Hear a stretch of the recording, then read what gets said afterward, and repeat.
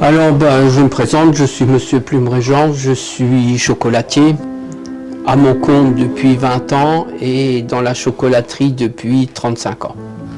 Voilà un peu comment est-ce que je suis formaté sur le chocolat.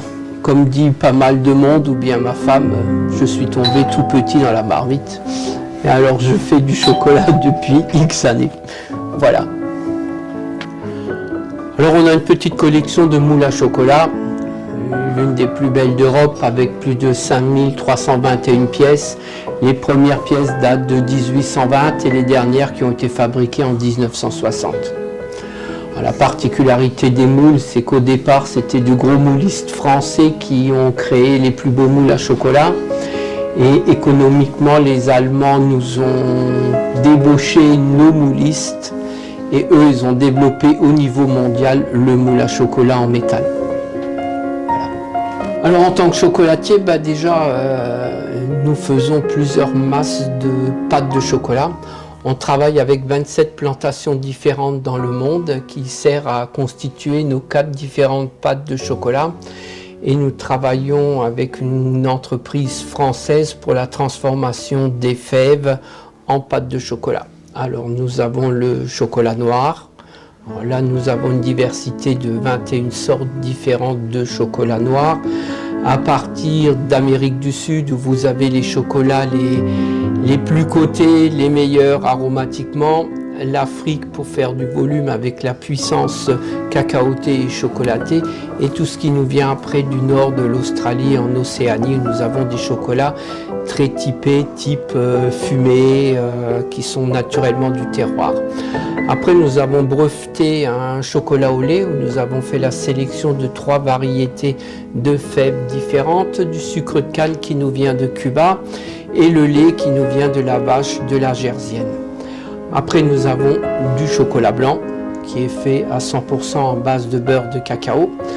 Le chocolat rubis qui est un chocolat rose naturel sans ajout de colorant, qui est une variété de cacaoyer. Quand on presse la fève, on a le beurre de cacao qui sort, qui est de couleur rosâtre. Par contre, ce chocolat-là n'a pas la tenue sur la longueur de temps sur la couleur rose. Au bout de 4 mois, la couleur commence à s'aimanter. Et nous avons après un chocolat cru, c'est-à-dire c'est de la fève qui est prise non torréfiée et non maturée, directement transformée, broyée, mixée en pâte de cacao. C'est comme si vous preniez du beurre, hein. Vous pouvez goûter. Hein. On peut le goûter? Oui, oui, oui. Alors c'est un corps gras, hein. Ça n'aura rien à voir encore dans le chocolat. Mais vous mettez de la graisse végétale à la place. Parce que ça coûte horriblement cher. Hein. Ça se lie à... ça se mélange dans le chocolat. Dans un chocolat, mais ça le lie. Non. Je vais faire une marche. Chocolat, c'est la récolte, fermentation du chapelet blanc, parce qu'autour, quand vous ouvrez une cabosse, il y a une petite peau blanchâtre qui s'appelle le mucilage. On fait fermenter ça. Après, on fait sécher la fève. Une fois que la fève elle est séchée, on va torréfier la fève et une fois que c'est torréfié, on va extraire le beurre de cacao pour avoir plus qu'un produit sec. Quand on a ce produit sec, c'est là qu'on va pouvoir incorporer le sucre, bien mélanger et à partir de là, on va pouvoir y mettre le beurre de cacao. Parce que si vous mettez du sucre quand vous avez le beurre de cacao dedans, vous allez avoir des grains dedans. Ah d'accord. On est obligé de séparer le corps gras du corps sec pour y intégrer après le beurre de cacao. Parce que ça n'a pas de goût et puis même le gras on ne le sent pas. Non, mais c'est un très bon gras. Hein. Ouais, on ne le sent pas. Hein. C'est pas un gras à savoir qu'on a fait plein de choses avec ça. Hein. Ça, par exemple, vous avez des gerçures, vous mettez ça sur les gerçures, c'est efficace. Hein. Jusque dans les années 84, on faisait des suppositoires avec ça. Oh. Avec le beurre de cacao. Oui, ça m'étonne pas. Il faut savoir que vous prenez dans les années 75-80, la consommation de chocolat d'un Français était environ de 400 grammes. On est à 6,9 kg maintenant. Ah ouais. Ouais. Et à l'époque, on ne savait pas quoi faire avec ça. Et ça a donné tout un schmilblick. Alors la pharmacie s'en est occupée. Après, on voulait arrêter la tuerie des baleines. Récupération de la graisse des baleines, c'était pour la cosmétique. On a arrêté la tuerie des baleines. On a dit, écoutez, vous avez un corps gras sur le marché qui n'est pas utilisé. C'est le beurre de cacao. Et toutes les grosses enseignes de cosmétiques, eux, ils ont après pris le beurre de cacao pour faire. Voilà. Et maintenant, faire des crèmes, des rouges à lèvres ou des fonds de teint à base de beurre de cacao, ça coûte plus cher que de faire une tablette. Et on continue à faire de la cosmétique avec ça. Le problème, c'est que la consommation mondiale de chocolat a augmenté. Maintenant, sur le marché, on n'a plus assez de beurre de cacao. Terre, qui ont appauvri le sol. Et maintenant, on s'en rend compte depuis 5-6 ans qu'on aurait dû laisser les feuilles, laisser pourrir les cabosses. C'est le meilleur engrais pour la plante. Mais maintenant, il faut de nouveau enrichir le sol. Mais quand vous l'avez détruit avec des produits phytosanitaires, c'est plus la même chose et il va falloir attendre une paire d'années. Le temps que ça revienne. Alors, tout ça, c'est là. Maintenant, on commence à payer les pots cassés de ce qu'on a fait. C'est pareil, on a toujours espéré faire des croisements avec les cacaoyers pour avoir plus de production. On n'y est jamais arrivé. C'est une plante qu'on ne maîtrise absolument pas. Ça, c'est des choses... à l'heure actuelle, on paye un peu ce genre de choses-là. Là, il n'y a pas de graisse végétale, c'est le beurre de cacao qui est en suspension et c'est ce qui va après donner la fluidité sur votre chocolat.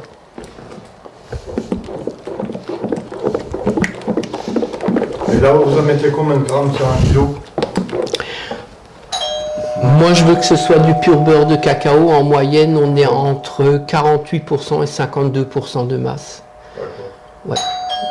C'est-à-dire, on est sur des chocolats qui sont très riches en beurre de cacao.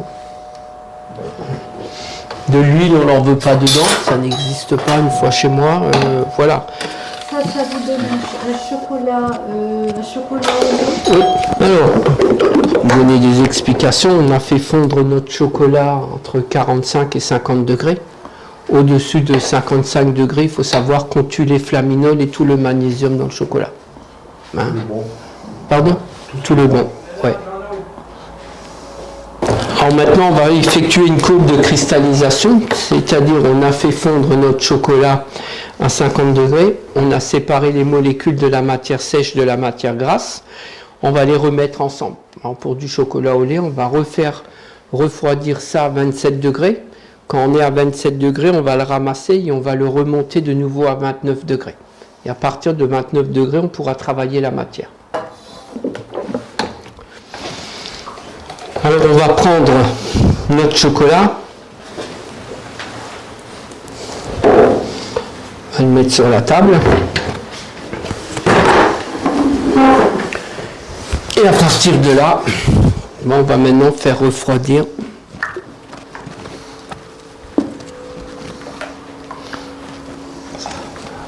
Ça sent bon le chocolat.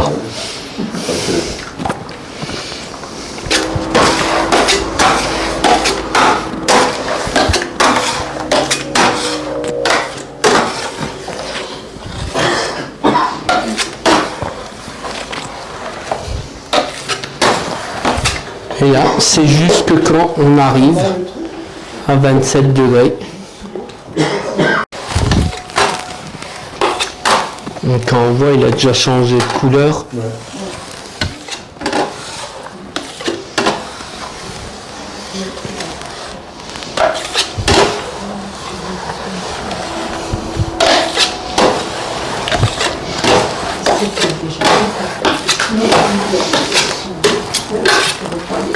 Alors on voit aussi que le chocolat, bon, je vais dire moi je le vois, il est moins fluide déjà là.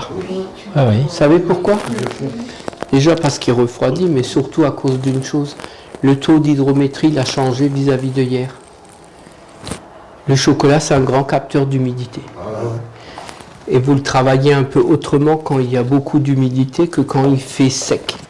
Et là, on est en train de monter en taux d'humidité, ça se voit sur le chocolat. Je ne m'étonnerait pas qu'il pleuve cette nuit. Et là, ça se voit sur la matière, comme ça. Et pourquoi il faut le travailler? Il faut le faire bouger. Mais pour le refroidir. Là, pour le refroidir. Ah, d'accord. Vous pourriez le laisser comme ça, refroidir, et puis faire autre chose. Non. Vous voyez, vous avez... Pour une bonne et simple raison.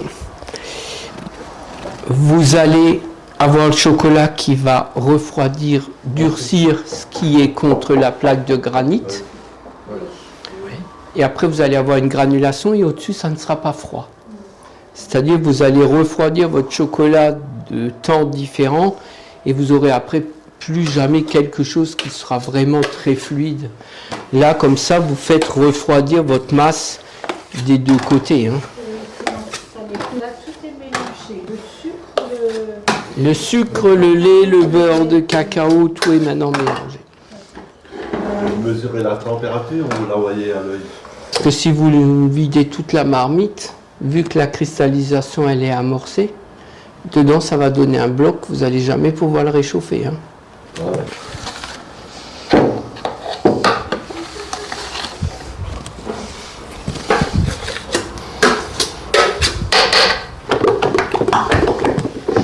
Bon, là ça va très vite. Hein.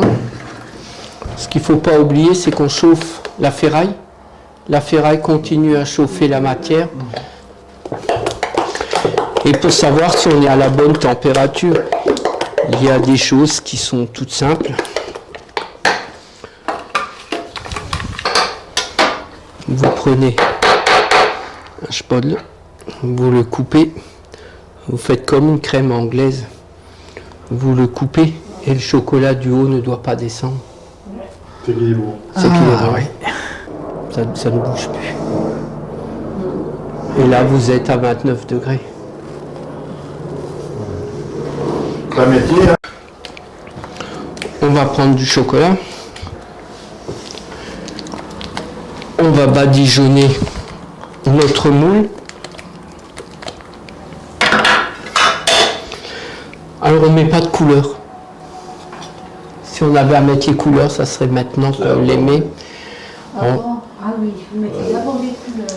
Oui, moi je ne mets pas de couleur parce que bon, c'est déjà mon chocolat qui est breveté. Première. Alors, le poids du lapin, c'est plein de choses. Déjà l'accroche que vous mettez au pinceau vis-à-vis du temps qui est dehors. Si vous voulez en enlever plus ou moins. Hein, quand vous êtes chez un artisan, chaque lapin aura un poids différent. Vous n'aurez jamais le même.